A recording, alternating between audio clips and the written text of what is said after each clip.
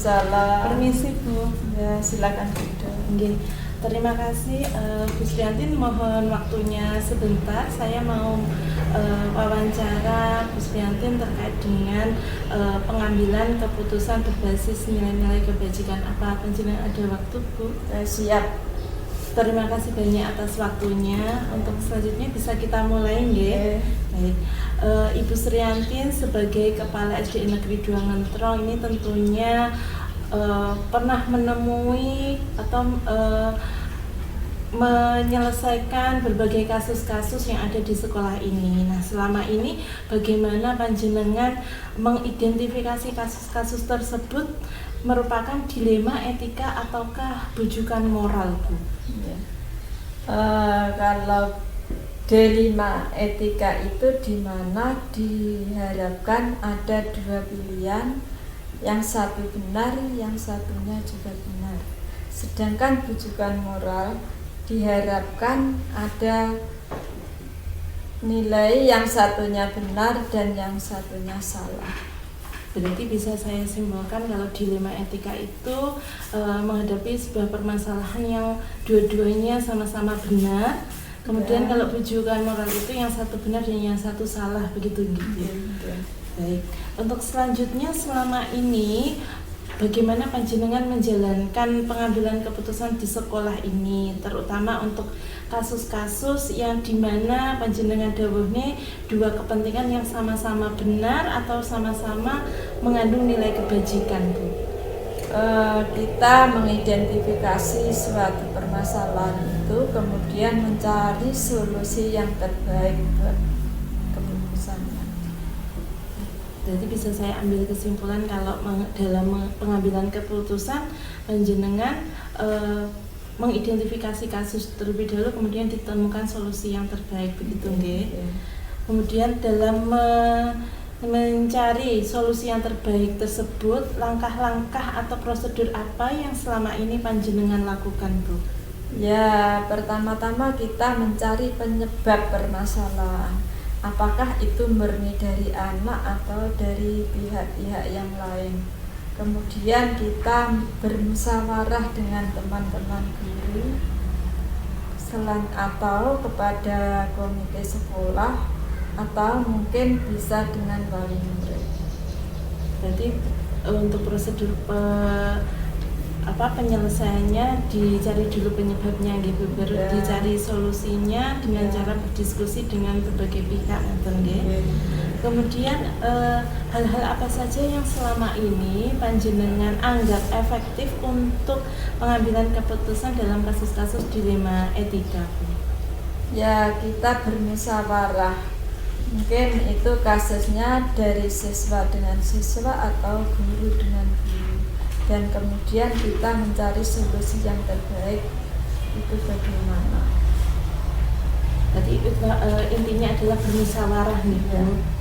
Kemudian hal-hal apa saja yang selama ini dalam menyelesaikan berbagai kasus di sekolah ini yang merupakan tantangan panjenengan, Bu, dalam pengambilan keputusan dalam kasus-kasus tersebut? Ya, tantangannya menyelesaikan masalah dengan tidak memihak atau kita saling menguntungkan satu yang sama yang lain. Jadi tidak boleh memihak salah satu gitu, harus dicari solusi jalan tengahnya supaya dua-duanya ini merasakan manfaatnya juga, tidak ada yang dirugikan, intinya seperti itu, nggih. Kemudian dalam penyelesaian masalah tersebut, apakah panjenengan memiliki jadwal khusus, Bu, dalam penyelesaiannya, ataukah dalam menyelesaikan setiap ada masalah itu diselesaikan pada saat itu juga, di tempat itu juga, atau seperti apa prosedurnya?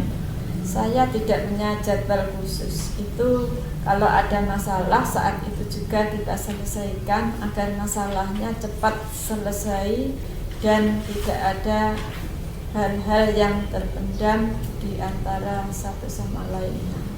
Berarti kalau ada masalah harus diselesaikan saat itu juga, supaya tidak berkepanjangan gitu, tidak berlarut-larut nih masalahnya. Karena kalau berkepanjangan memungkinkan ini, Bu, ya, timbul masalah baru ya. Kemudian dalam penyelesaian permasalahan atau kasus dilema etika tersebut, adakah seseorang atau faktor-faktor yang selama ini mempermudah atau membantu panjenengan dalam pengambilan keputusan, Bu? Ya, terutama dari Dewan Guru yang membantu saya dalam mengambil keputusan. Kita bermusyawarah dengan Dewan Guru, tenaga kependidikan, atau bisa mungkin dengan komite sekolah atau dengan wali murid. Berarti tergantung dengan masalahnya nih, Bu. Kalau bisa Oke, diselesaikan oke. di sekolah, berarti cukup lingkupnya guru saja, nggih. Nggih. Kemudian ini yang terakhir, nggih, Bu, pertanyaan terakhir. Dari semua yang panjenengan sampaikan tadi, pembelajaran apa yang bisa dipetik dari pengalaman panjenengan mengambil keputusan dilema etika?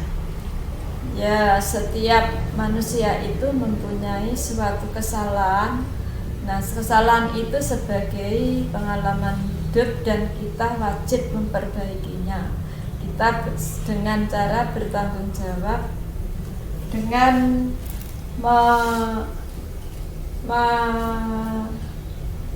memberi nilai-nilai kebajikan dan tidak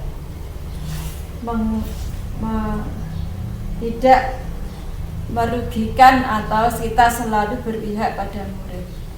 Seperti itu, Bu, ya. Berarti yang harus dijunjung tinggi adalah nilai-nilai kebajikan tentunya dan juga berpihak kepada murid, Bu, untuk setiap keputusan yang diambil. Terima kasih banyak, Bu, apa yang panjenengan sampaikan wawancara hari ini. Insya Allah bermanfaat buat saya sebagai pemimpin pembelajaran di kelas. Panjenengan memberikan contoh sebagai pemimpin di sekolah. Semoga yang panjenengan berikan ini bermanfaat juga, tidak hanya untuk saya tapi juga untuk teman-teman. Seperti itu. Sama-sama, semoga kita bisa menjalankan tugas-tugas kita dengan baik. Oke, terima kasih. Saya terima kasih sekali atas waktunya. Mohon maaf jika mengganggu pekerjaannya panjenengan. Saya kembali ke kelas dulu. Terima kasih. Assalamualaikum.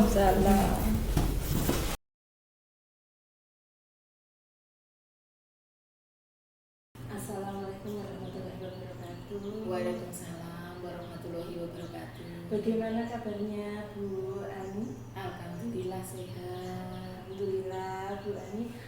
Terima kasih banyak Bu Ani sudah meluangkan waktu untuk saya melakukan wawancara terkait dengan pengambilan keputusan berdasar nilai-nilai kebajikan seperti yang kemarin saya mintakan jadwal pada Bu Ani.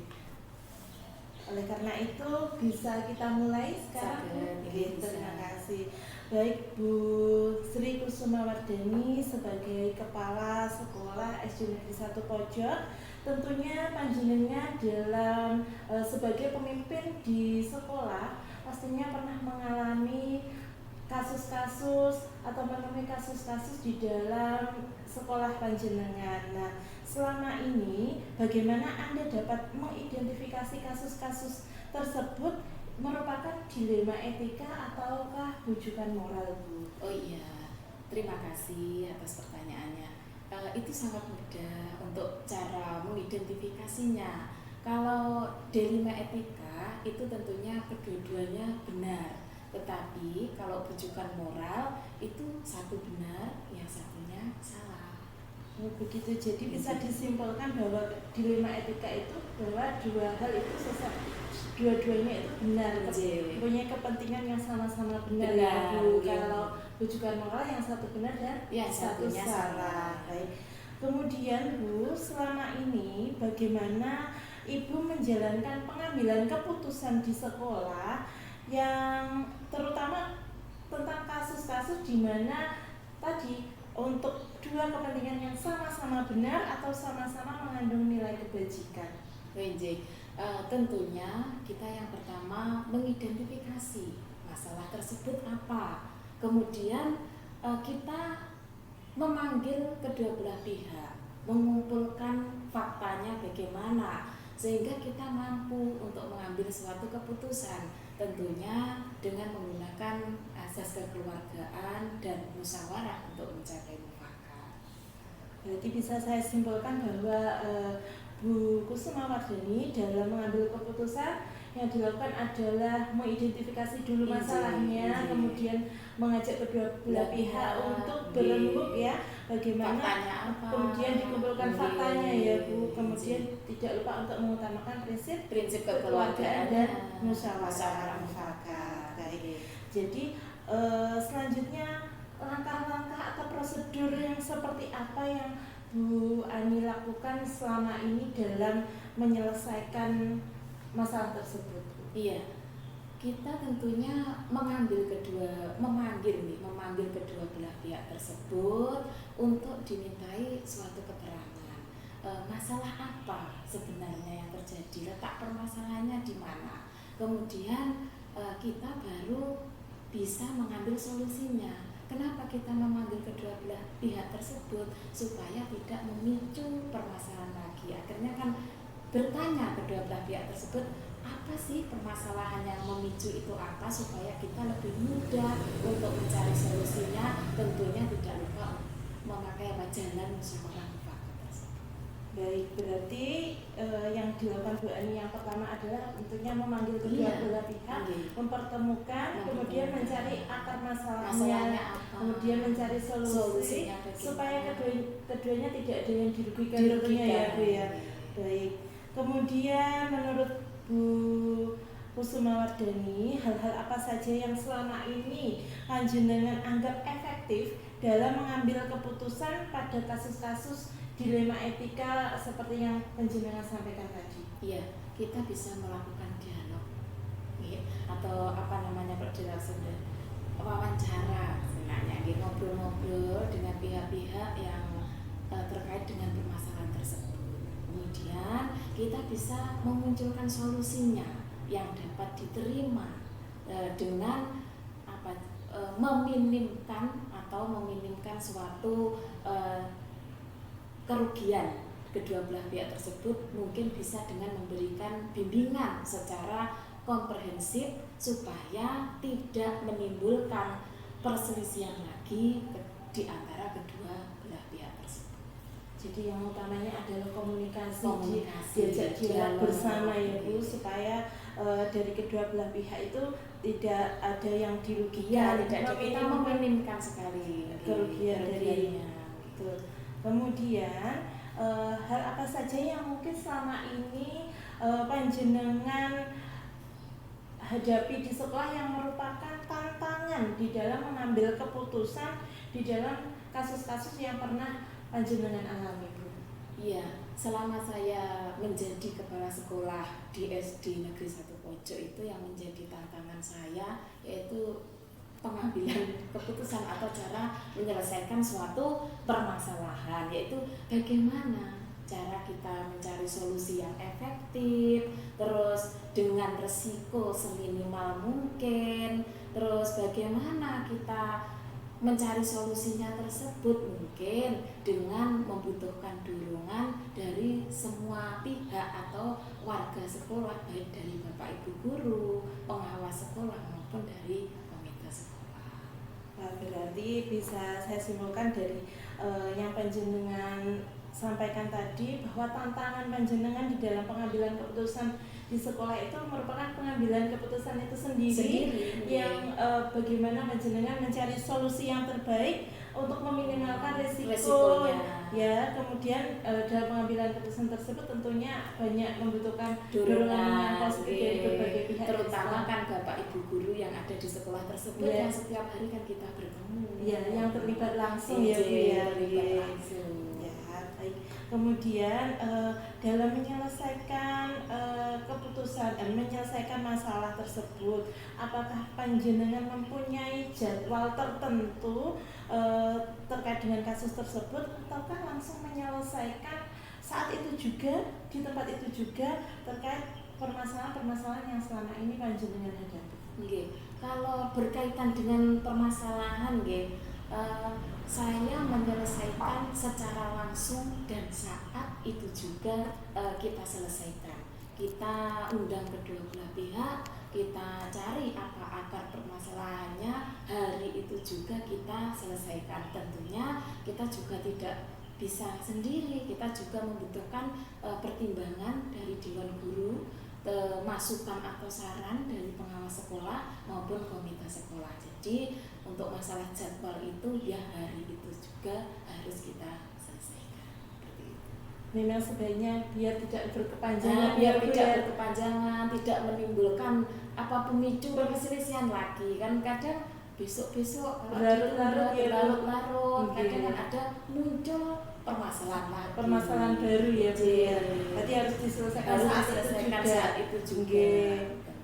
Kemudian dalam penyelesaian tersebut adakah seseorang atau mungkin faktor-faktor apa yang selama ini mempermudah atau membantu panjenengan dalam mengambil keputusan di dalam setiap kasus yang panjenengan alami?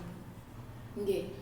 Kalau faktor-faktor atau yang mempermudah tentunya kita kan bekerja sama dengan Dewan Guru sebagai pertimbangan, bisa juga dengan pengawas sekolah, komite sekolah untuk memberikan saran atau masukan yang terbaik bagi permasalahan yang ada yang mau diselesaikan. Jadi tentunya banyak sekali yang kita butuhkan. Jadi ada Dewan Guru yang setiap hari kita bertemu, ngobrol, bahkan pengawas sekolah, komite sekolah itu sangat kita butuhkan sebagai dorongan kita untuk menyelesaikan permasalahan tersebut.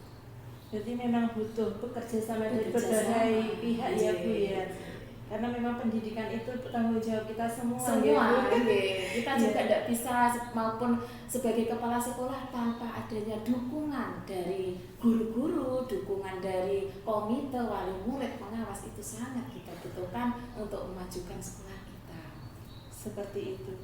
Nah, Bu Kusumawardhani, ini ada pertanyaan terakhir untuk panjenengan. Dari semua hal yang telah panjenengan sampaikan tadi, pembelajaran apa yang mungkin dapat Anda petik dari pengalaman Anda mengambil keputusan selama ini?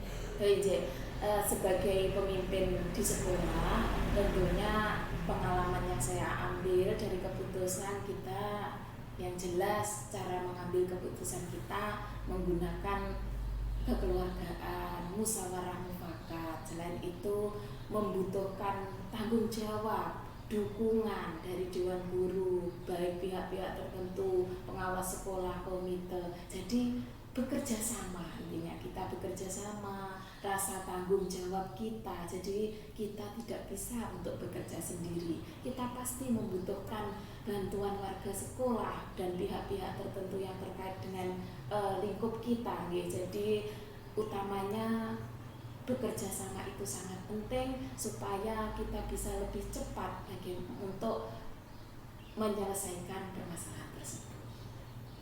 Wah, luar biasa Bu Kusumawardhani bahwa menjadi sebagai pemimpin di sekolah panjenengan pembelajaran yang bisa diambil adalah dalam menyelesaikan permasalahan, dalam pengambilan keputusan membutuhkan kerjasama. Kemudian tadi rasa tanggung jawab ya Bu ya, bahwa memang pendidikan ini adalah tanggung jawab kita bersama ya Bu ya. Jadi bisa merangkul semua pihak yang ada di sekitar. Kalau kita saling bekerja sama, permasalahan tersebut juga cepat terselesaikan. Betul sekali. Wah, luar biasa. Terima kasih banyak Bu Ani. Ini tadi bincang-bincang kita, dan juga ini bermanfaat juga buat saya ya Bu, sebagai bahan pembelajaran saya. Paling tidak sebagai pemimpin pembelajaran di kelas adalah untuk pengambilan keputusan saya belajar banyak dari Bu Ani. Alhamdulillah, terima kasih banyak atas waktunya. Mohon maaf ini tadi mengganggu waktunya Bu. Terima kasih banyak, sampai ketemu. Kalau begitu saya undur diri dulu. Saya pamit dulu, sampai berjumpa di kesempatan yang lain yang lebih baik lagi ya Bu. Terima kasih. Saya pamit. Terima kasih. Saya akhiri. Wassalamualaikum warahmatullahi wabarakatuh. Waalaikumsalam warahmatullahi wabarakatuh.